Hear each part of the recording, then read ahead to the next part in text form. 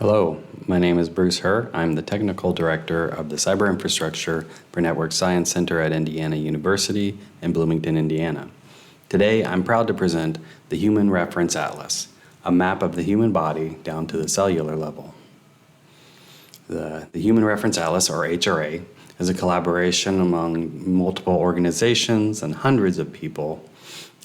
This came out of the HubMap project, the Human Biomolecular Atlas program, with the stated goal of creating a map of the human body to the cellular level. We then have been working on the SynNet Consortium, GTEx, KPMP, GoodMap, who are adding various aspects to the HRA and have been great collaborators. In addition, we have 13 other consortia we work with, and there are 250 plus subject matter experts who have provided valuable knowledge in creating the HRA. This work is funded by NIH and CFAR with support by the Human Cell Atlas. Our main consortium that we come out of is HubMap. This consortium has many contributing sites from around the country and also around the world. And like I said, I'm from the Indiana University. We're part of the mapping component as part of this project. And so HubMap started in 2018 with the stated goal of mapping the human body down to the cellular level. Our team, we started off with the Common Coordinate Framework that has evolved into the HRA. And in 2023, we published the HRA version 2.0. We're now in the production phase of HubMap. So the first 4 years, we're kind of just trying to figure it out. And then the last 4 years, we're moving things into production, getting things very solidified, taking what we learned and making some really valuable products down at the end.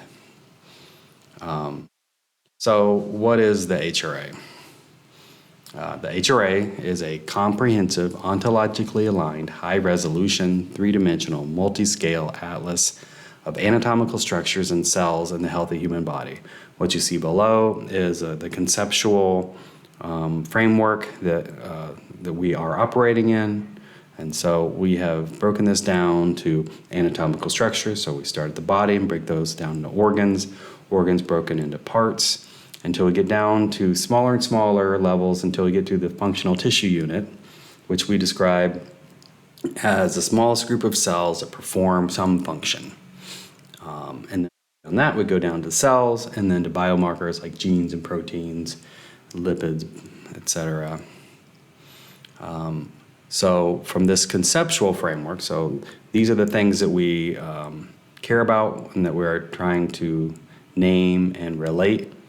With the atlas, we then break that down and create their names and their relationships using standard ontologies, and then also provide some illustrative aspects to this. This is all gathered from knowledge. So this is the knowledge layer, and then on top of the knowledge layer, we then bring in experimental data to map to the HRA and to inform the HRA using data. So that was just, so this is the conceptual framework that I'll be describing today, and I'll go into details of each of these as we go along. So the other aspect of the HRA is the Human Reference Atlas is guided by user stories.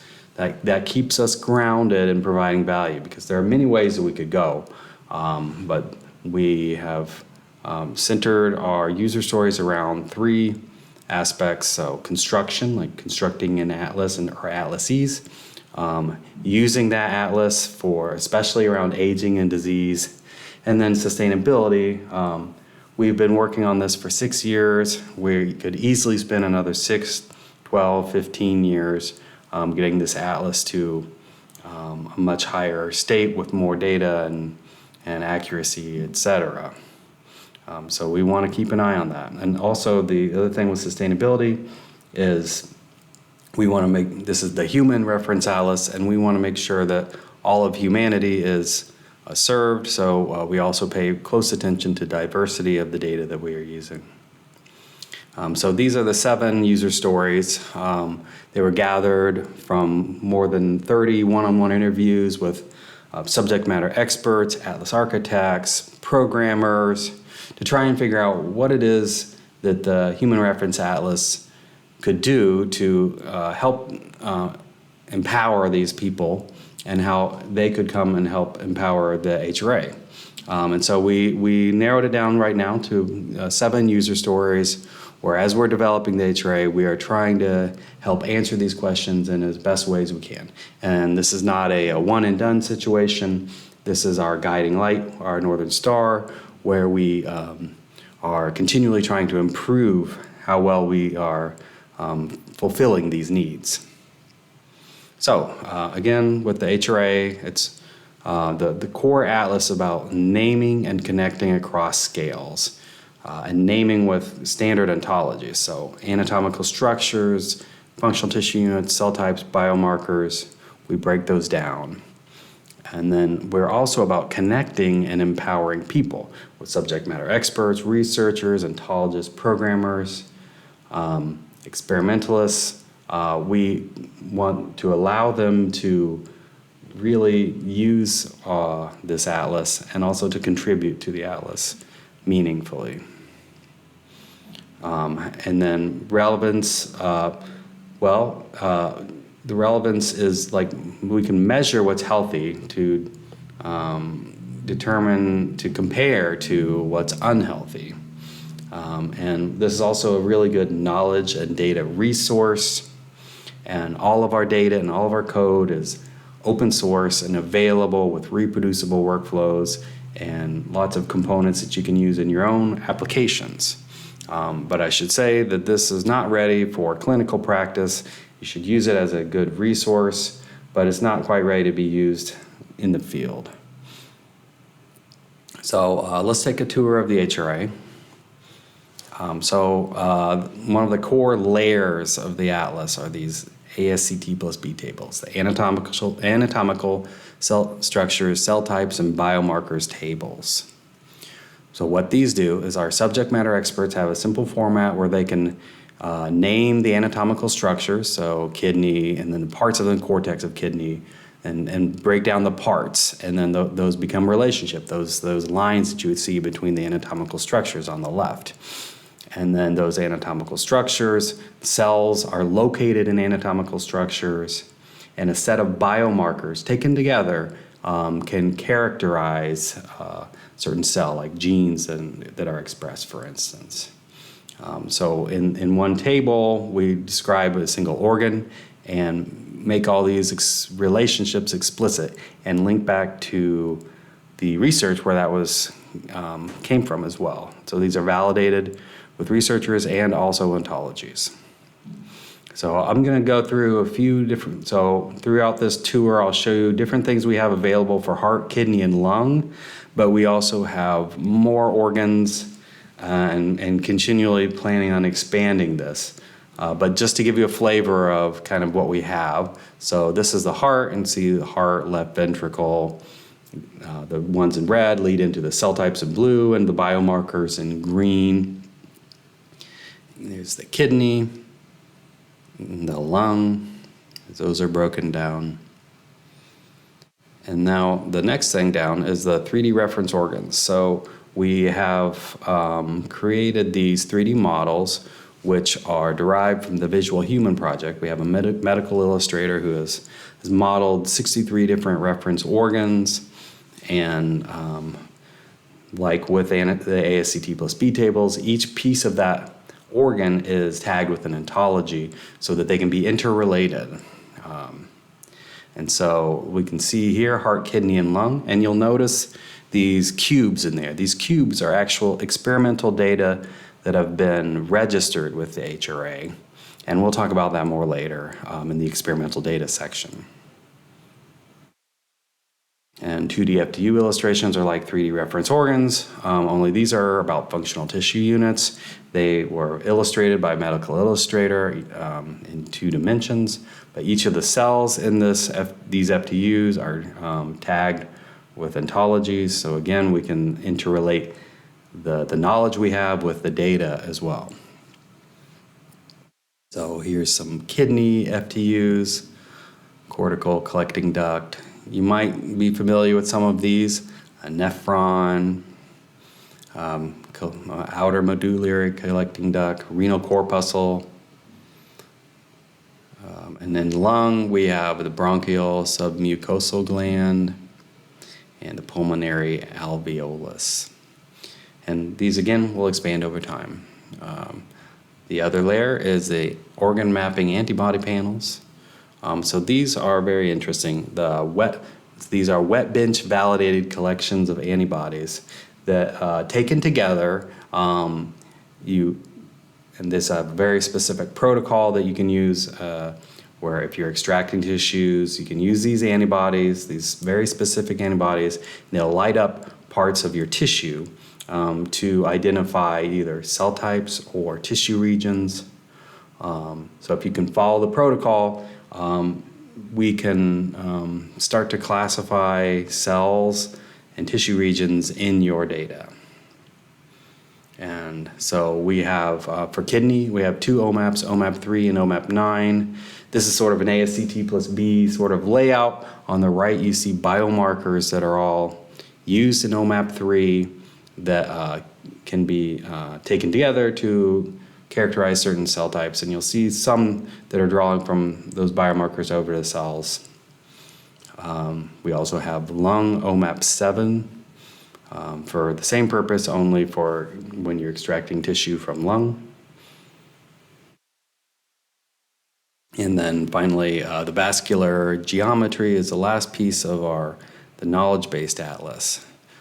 So the vasculature common coordinate framework works off of this fact that every cell needs oxygen and it needs nutrients.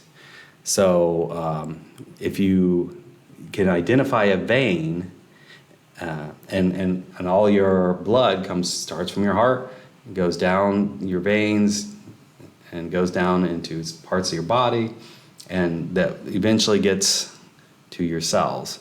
So we can use this as sort of a navigation system. Starting at the heart, you can say which directions to take to get to those cells. And this is another alternative way of identifying cells based on what veins they're close to. So we have a really great video that sort of breaks this down, and so we'll take 2 minutes here to watch that video, and then we'll go back to the presentation. The Human Reference Atlas, or HRA, is a major international project bringing together over 1,000 scientists to build a map of all the cells in the human body. But how can we describe the location of something as small as a cell within the whole body? Thinking about how a package is shipped to a building might give us a clue. Although a building has latitude and longitude coordinates, the label lists a street address, which is the position along the road nearest to the building. In humans, blood vessels serve a similar purpose as roads, forming a connected set of pathways throughout the body to deliver oxygen and nutrients to cells. With a roadmap of the blood vasculature, we can assign each cell an address relative to the nearest vessel. This is the concept of the Vascular Common Coordinate Framework, or VCCF. Imagine driving down an interstate highway, which we can compare to one of your red blood cells coursing through a major artery. You exit into a city along a large avenue that branches into a network of smaller streets, which pass through different neighborhoods, just like your red blood cell is taking an exit to enter the vascular network of an organ, where arteries branch into smaller arterioles, passing through subunits of tissues. Finally, you pull into the narrow driveway of the building where you are delivering your package, just as the red blood cell squeezes through a capillary to supply oxygen to a nearby cell. Of course, blood vessels lack street signs. However, we can uniquely identify vessels through a combination of physical properties, such as diameter and branching angle, morphological features, gene expression, and other biomarkers. Altogether, this information forms the Human Reference Atlas VCCF, our roadmap for locating cells in the body.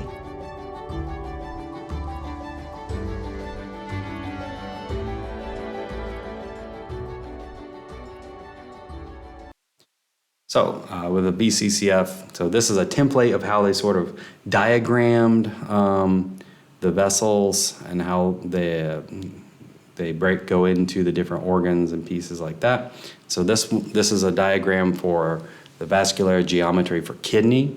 So you see how it starts in the abdominal aorta, goes through the renal artery into the ileum, goes down further, down all the way down to get to the layer, visceral epithelial layer of capsule, and then comes back up to your heart. And so they can use these sort of navigation systems to sort of try and map out these relationships, and these diagrams help them to sort of make these explicit, which it was not fully explicit on some of these things, and they had to dive deep into the literature for this. So then we have one also for lung, going through the right atrium or left atrium and the ventricles. So this is another diagram that you can explore. And so after we've found these knowledge-based structures, we've created the atlas based on the structures, you can now add experimental data. So with experimental data, we've broken down, we've modeled the activity of having a donor and with a tissue block that's extracted from that donor, potentially sectioned, and then different analyses run on those blocks or sections that create data sets for research. And then to tie that to the HRA, we have this concept of an extraction site. So a tissue block can be extracted from an organ. And so with this extraction site concept, you can then map your data onto the HRA. So how do you do that? Use this registration user interface where you define your block and then you move your block to where you extracted the tissue from. And once you have done that, once you have registered, this is how you register with the HRA, you can then explore your data in context of all the other data that has been gathered as part of the HRA. So you can imagine seeing your data with other data and maybe using that data for further research. And so here you see in the exploration user interface, the blocks for heart, kidney, and lung. We actually have more than that. I'm just showing a little subset so you can get a feel for the HRA. And you'll see we have 305 tissue blocks and 1,512 tissue data sets for those three organs. And so the next thing is with HRA POP, those data sets I described previously with the experimental data, for some data sets we're able to break those open and analyze them and determine what cells and in what population, what cell populations are in your tissue data.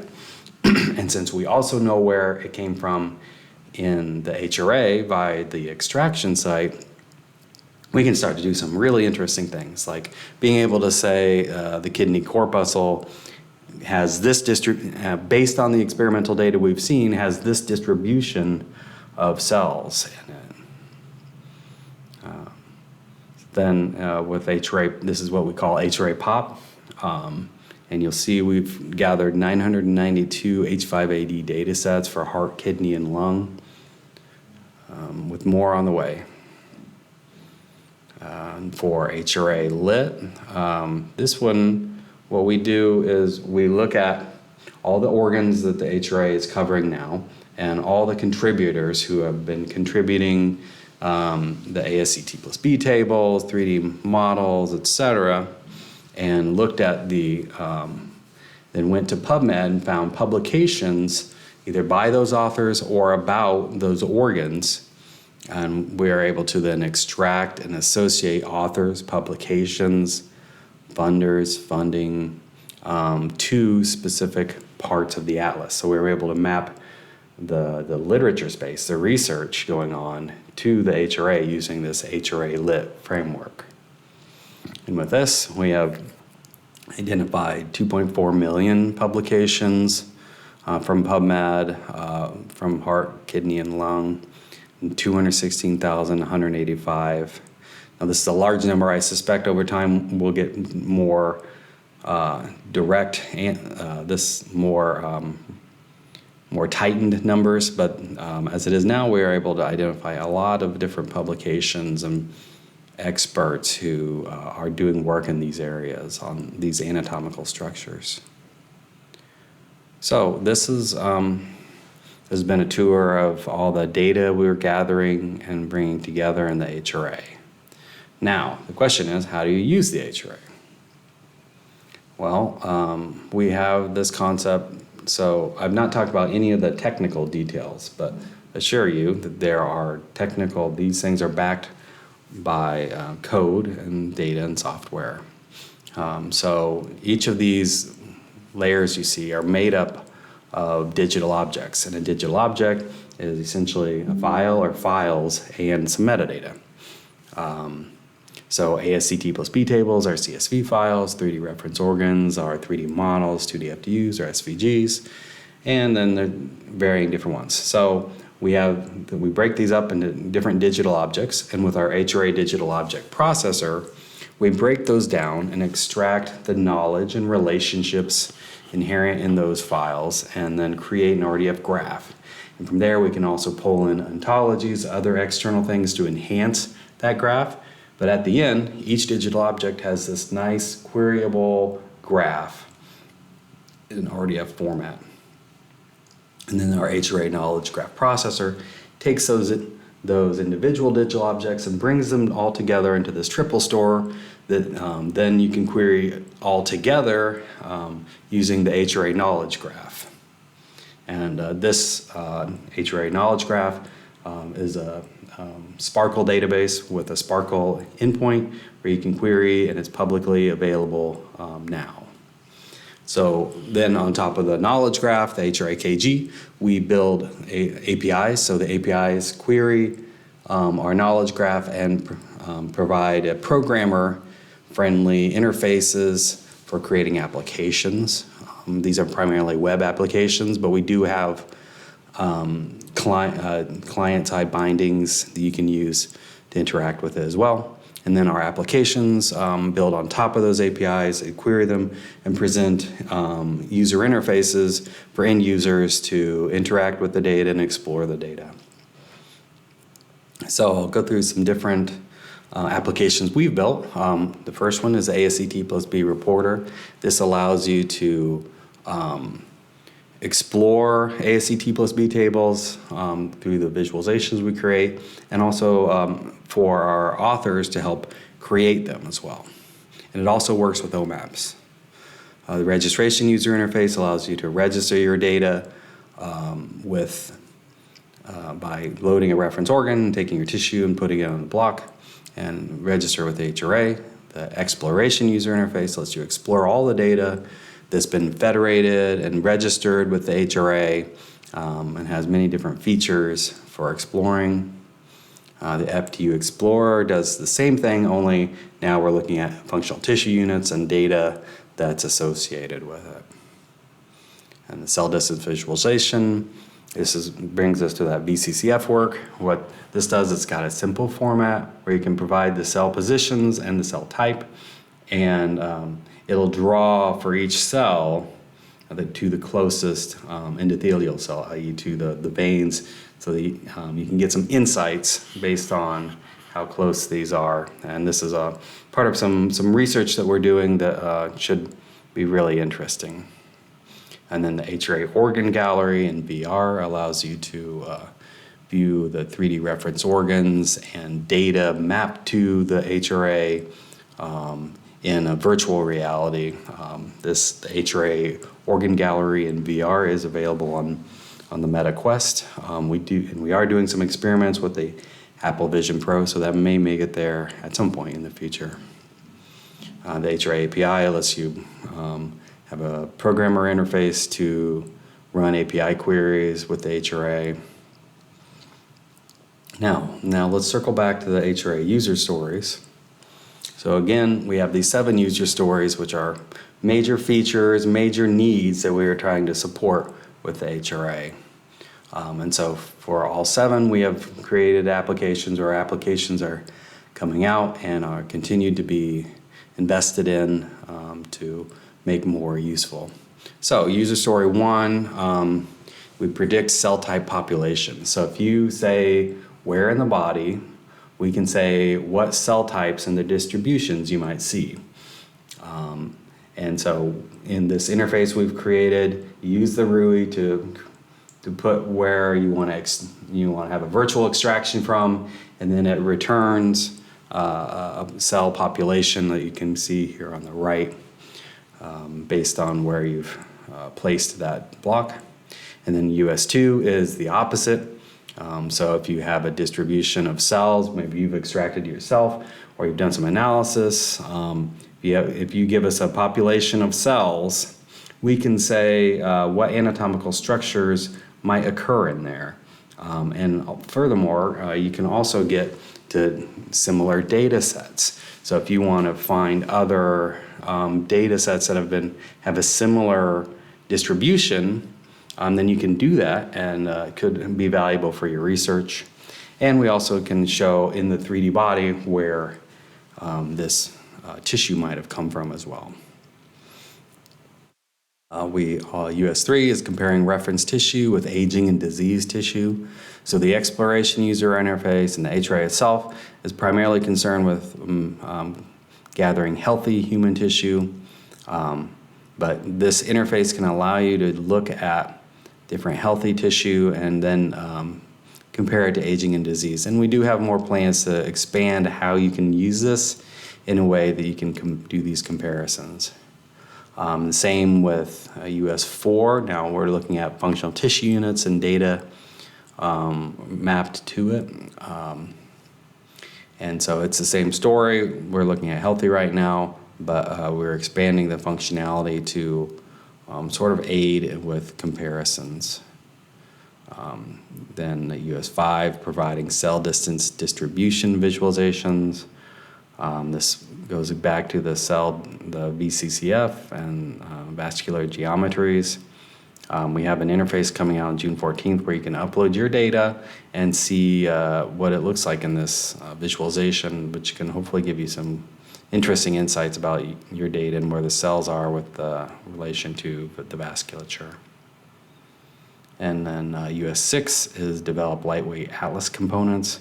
So all of these interfaces that I've shown can be embedded in your own application and used, and even pieces and parts can be reused, like the 3D reference organs and the 2D, the medical illustrations you see.